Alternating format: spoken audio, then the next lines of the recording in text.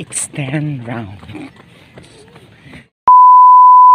Hello mga kapatid! So for today's video mga kapatid ay pupuntahan natin ang pinakasikat na sport complex dito sa Rizal. Ayan, ito ay matatagpuan sa Taytay Rizal. Kaya halika kayo at itutur ko kayo kung paano pumunta dito at kung gaano kaganda ang lugar na ito. So yan po mga kapatid ang entrance ng kanilang complex. Napakaganda po mga kapatid kasi simentado na po.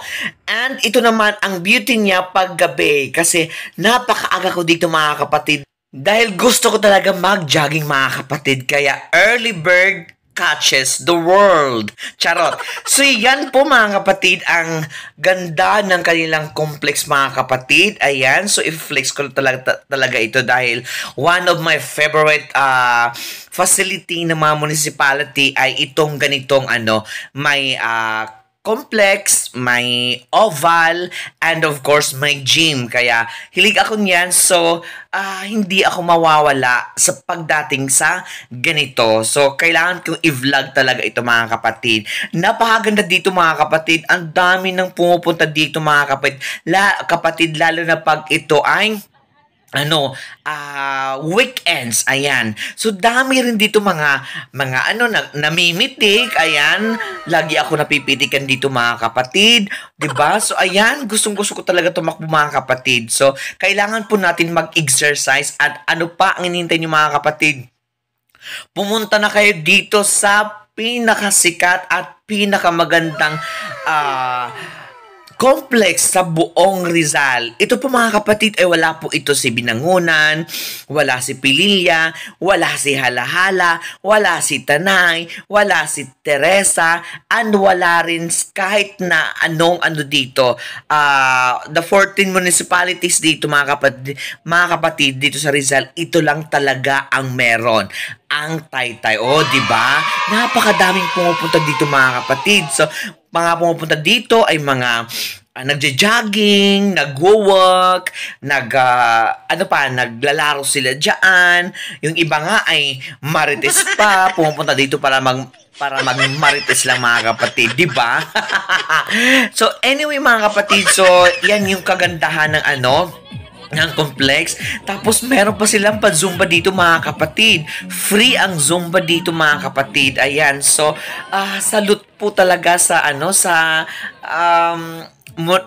LGU ng Taytay dahil dito sikat ka Taytay, napakaganda, daming pumupunta na dito mga kapatid. Kaya ano pa ang hinihintay niyo mga kapatid? Pumunta na kayo dito and mag-jogging, mag-walking kayo dito, mag-zumba, maglaro at iba pa mga kapatid. Isa sa mga na-appreciate ko dito mga kapatid sa complex na ito mga kapatid ay meron silang mga medics dyan mga kapatid na if ever kung ikaw ay nahilo or na-collapse, edi mayroon magsasalba sa iyo na para mabuhay ka. Dahil ako ay na-experience ko na po na mahilo dito mga kapatid at fortunately, meron silang medics agad na naka-respond sa akin mga kapatid. So, salute po. Maraming salamat po, Taytay.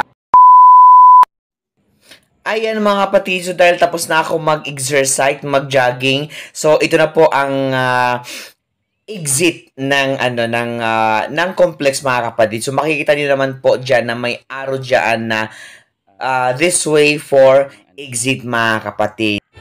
So banda doon po mga kapatid ang kanyang entrance. Konting lakad lang diyan. Ito po yung kalsada na sinasabi ko. Diyan po yung galing sa Cainta. Ayan, so yung mga galing sa Cainta, Pasig, so diyan po. Then ito naman yung galing ka sa Angono, Binangonan, and so on. So ayun po ang kanyang tarpaulin. Makikita niyo lang naman yung this way to Taytay Sport Complex. So, yan po ang kanyang pinaka-entrance. So, yan lang po mga kapatid. Bye-bye!